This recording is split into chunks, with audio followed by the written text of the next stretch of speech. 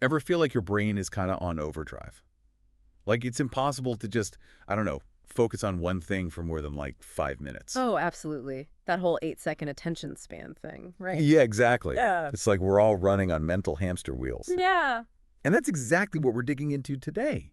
We're talking about Johann Hari's book, Stolen Focus. Oh, such a good book. And what I find really interesting is that Hari doesn't just blame it all on smartphones. Right. It's not just about put your phone down. No, not at all. He dives into this whole, network of reasons why it feels so hard to focus these days. And some of them, let me tell you, I did not expect.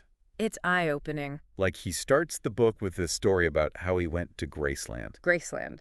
As in Elvis. Elvis. He went with his partner. They were trying to escape technology, reconnect, all that good stuff. Makes sense. Get away from it all. Right. But it turned out to be way harder than they thought it would be. Oh, I bet. And that's kind of Hari's point. This idea that distraction is just so ingrained in our lives now. It's like it's everywhere we turn. Totally. He actually compares it to itching powder. Oh, wow. Yeah, like society is covered in this itching powder that's constantly pulling us in different directions. Yeah. And it's not just some hunch he has. He actually talks about all this scientific evidence that shows how our attention spans are, well, they're not what they used to be. And get this decline in focus. Yeah. It started way before smartphones, the internet, all of that. Really? Before the internet? Yeah, it's kind of wild. There was this Danish study, and they analyzed, get this, they analyzed Twitter data and historical texts. Interesting combination. Right. But what they found is that attention spans have been shrinking for over a century. A whole century. Wow. So if it started that long ago, why does it feel so much more, I don't know, intense now? That is the million-dollar question, right? This is where Hari's book takes a really interesting turn. He says that on some level, distraction, it's a business model. What do you mean? He's talked about surveillance capitalism, Oh, right. That whole idea that these tech companies are making money off of our attention. By keeping us glued to our screens. Exactly. He even talks about Nir Eyl's book, Hooked. You familiar with that one? I've heard of it, yeah. It's all about how these apps, these platforms, are designed to be addictive, like literally addictive. Oh, yeah, with the notifications and the like buttons and all that. It's like they're playing on our brain chemistry. Exactly. So it's not just in our heads. There's actually a science behind it. Wow. So if it's literally designed to be this way, does that mean we're, I don't know, doomed?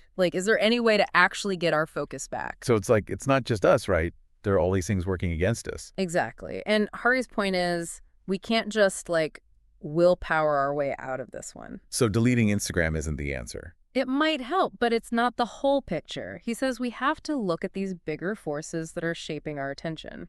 Like what? Well, he talks a lot about sleep. Oh, tell me about it. I am not getting enough sleep these days. Right. And Hari talks about how even a little bit of sleep deprivation, even just missing out on an hour or two, can really mess with our focus. Seriously? Yeah, there's all this research on it. It impacts our memory, our mood, everything. It's true. I am way more likely to doom scroll when I'm tired. Exactly. And it's not just you. Hari says something like 40% of Americans are chronically sleep deprived. 40%. Wow, it's a huge problem. And then on top of that, there's diet. Wait, hold on. What I eat affects my focus. Big time. Hari talks about how all that processed food, the sugar, the unhealthy fats, it really messes with our brains. It's like swapping my afternoon candy bar for, I don't know, some almonds or something. That could actually make a difference. It could. He even talks about these studies where they put people on elimination diets to see how different foods affect their brains. Wow. Okay, so sleep, diet, it's all this stuff we never really think about. And it gets even wilder. Hari also talks about environmental pollutants. Environmental pollutants? Like what? Well, like lead, pesticides, even air pollution. No way. He talks about this study done in Rochester, and they found this link between lead exposure and attention problems in kids. See, that's what gets me. It's one thing if it's affecting us, but when you think about kids... It's a whole other level. Exactly. And speaking of kids, Hari also gets into the whole ADHD thing, right? He does, and he really digs into the different perspectives on it. He questions whether we're too quick to medicate and whether we're overlooking other factors that might be at play. Like what? Well, he talks about the role of trauma, for example. Oh, interesting. He brings up the work of Dr. Nadine Burke-Harris, who's done a lot of research on how childhood trauma can manifest as ADHD-like symptoms. So it's not always what it seems. Exactly. And that's kind of Hari's point throughout the whole book. We need to look deeper, you know? So we've got sleep, diet, these environmental factors, trauma. It's like, how are we supposed to focus with all this stuff going on? It can feel overwhelming. Right. Totally. Yeah. But Hari is not just, like, diagnosing the problem. He actually offers some solutions. Right. He does. And, you know, he starts with himself. He talks about the things he's tried in his own life to, like, reclaim his focus. Okay, so what's worked for him? Well, he talks about using those website blockers. Oh, yeah, those can be helpful. Block out temptation. All right.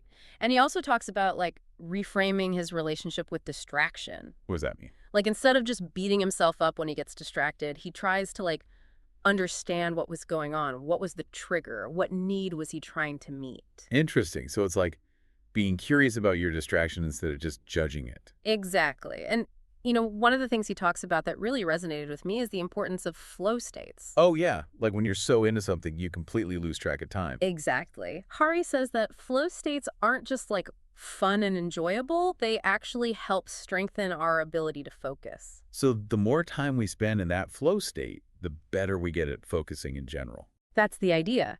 And he even suggests that, like, rediscovering flow in our lives could be a big part of solving this whole attention crisis. That makes sense. It's like we've got to find those things that really grab our attention and make us want to stay engaged. Exactly. But, you know, it's not all about individual action. Hari also talks about the systemic stuff, the bigger picture. Right, because even if we, like, nail our sleep, our diet, all of that, there's still this whole system that's designed to distract us. Totally. And Hari, he gets into some pretty radical ideas about how we could change things. Okay, like what?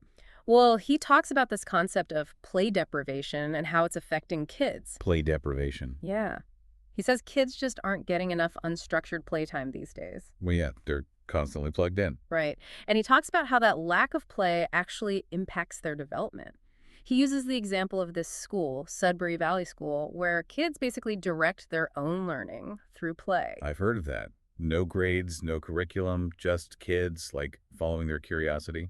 Exactly. And Hari points to research that shows that kind of unstructured play is super important for developing focus, creativity, all of that. It's like, when you think about it, play is how kids learn naturally. Yeah. It's how they make sense of the world. Right. And Hari's point is that we've kind of lost sight of that in our rush to, like, optimize everything. So how do we get back to that? I mean, it's not like we can just overhaul the entire education system overnight. Well, Hari talks about the importance of movements, you know, like the time well spent movement. That's one about designing technology that's more ethical, right? Like that respects our attention instead of trying to hijack it. Exactly. And, you know, he draws a parallel to other social movements, like the environmental movement. He thinks we need a similar kind of movement for attention. An attention rebellion. Yeah. I kind of like the sound of that. Right. And he actually spoke with Ben Stewart, who's a climate activist. Oh, wow. Yeah. And Stewart basically argues that we need to treat this attention crisis with the same urgency that we're treating the climate crisis. Because in a way, it is a crisis, right? Yeah. I mean, if we can't focus, if we can't think clearly, how are we supposed to solve any of the other problems that we're facing? Exactly. It all comes back to attention. And, you know, I think what makes Hari's book so powerful is that he doesn't leave us feeling hopeless. He actually gives us a path forward. Yes. It's a call to action, both individually and collectively. To reclaim our focus. Yeah. To rethink our relationship with technology. To create a world where deep thinking and meaningful connection are valued. Because they should be. Our attention is precious. And it's time we start treating it that way. Couldn't agree more. Well, that's about all the time we have for today's deep dive into stolen focus. It's been, well, let's just say it's given us a lot to think about. Absolutely. To everyone listening, thanks for joining us. We'll catch you next time for another deep dive.